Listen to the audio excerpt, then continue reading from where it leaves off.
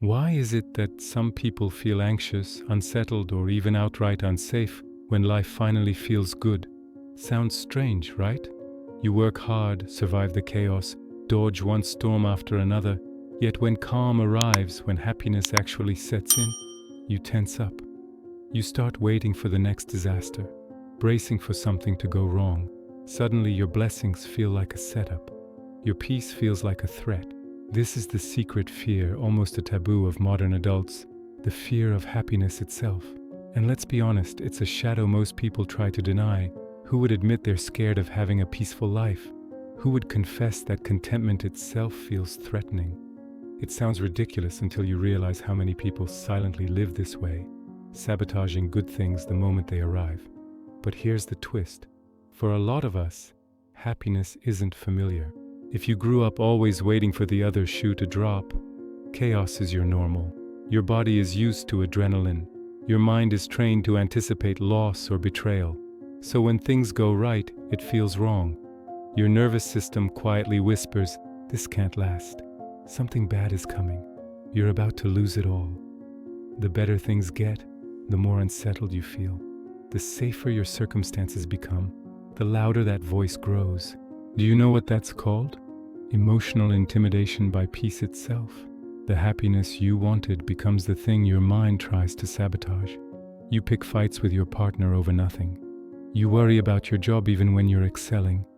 You remember old mistakes just to create drama where none existed.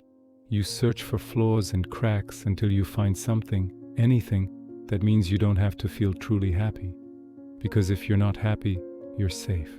If you're not vulnerable to joy, you can't be devastated by loss. And this is not just negative thinking or pessimism. It's a protection habit that grew out of survival. When you've lived through disappointment, betrayal, or emotional neglect long enough, you start to believe good things are always temporary and unsafe. You become convinced happiness is a lie, a setup, a moment that will be stolen away at any second. Feeling happiness means exposing yourself to a sense of loss you're terrified to feel. So your mind makes sure you never fully accept or celebrate the good, because then losing it would hurt too much. This is the shadow of the modern adult. It's that silent discomfort that follows you around when things actually go your way. It's that restlessness when life is finally peaceful. It's that voice that tells you, "This isn't for you," or "Don't trust this, something's off." You unconsciously search for danger, invent problems, or numb out entirely because you've secretly decided that it's safer to expect the worst than to hope for the best. So what do? You disrupt your success. You distance yourself from people who love you. You downplay your own joy, afraid that being too open will make you a target for fate to take it away.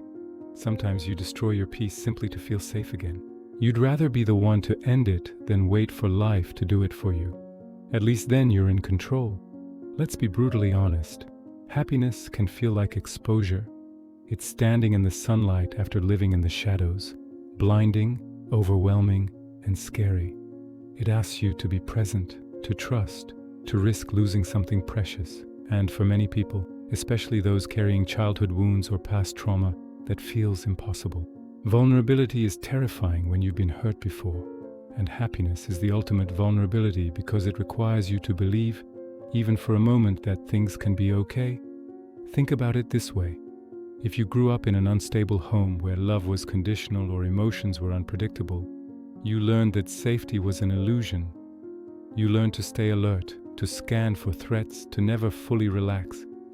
That hypervigilance kept you alive. It helped you navigate chaos. But now, as an adult, even when the chaos is gone, your body still expects it. Your nervous system is still on guard. So when life is calm, it interprets that calm as danger because it doesn't match your internal programming. This is why some people feel more comfortable in toxic relationships than healthy ones, why they choose partners who are emotionally unavailable or unpredictable, because that chaos feels familiar. It feels like home. A partner who is consistent, loving, and stable feels foreign, almost boring. The lack of drama triggers anxiety because your brain is waiting for the catch. When there is no catch, your mind invents one. But here's the real secret. Making friends with happiness is an act of courage. It's not naive, it's revolutionary.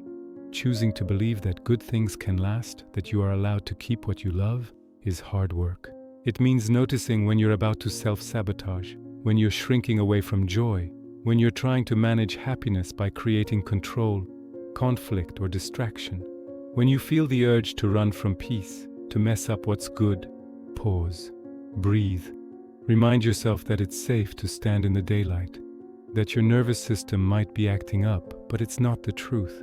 It's just an old habit, an outdated survival mechanism trying to protect you from a danger that no longer exists. Start small. Practice staying present with good moments without deflecting or dismissing them. When someone compliments you, don't brush it off. When something goes well, don't immediately think about what could go wrong next. When you feel happy, don't search for reasons why you shouldn't be. These tiny acts of allowing joy are how you reprogram your nervous system. It's not about forcing positivity. It's about giving yourself permission to experience peace without panic. And yes, this will feel uncomfortable at first. You might feel exposed, vulnerable, even foolish. Your mind will try to convince you that letting your guard down is dangerous. But the truth is, the real danger is living your entire life braced for impact, never fully experiencing the good because you're too afraid of losing it. That's not protection, that's prison. If happiness scares you, you are not broken. You are not weak. You are someone who survived chaos and is learning day by day how to receive and hold on to what is good. The shadow follows all of us, but it doesn't have to dictate your choices forever. You can acknowledge the fear and still choose peace. You can feel the discomfort and still stay in the moment. You can be scared and still let yourself be happy. Now, let's make this talk real. Have you ever felt uncomfortable when everything was finally okay? Do you recognize this shadow in yourself? Tell your story in the comments. When does peace start to feel dangerous for you? What triggers that fear of happiness?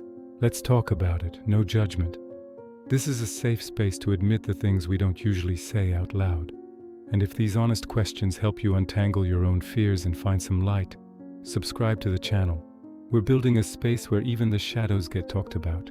Hit that subscribe button if you're ready for real conversations about the stuff nobody else wants to admit.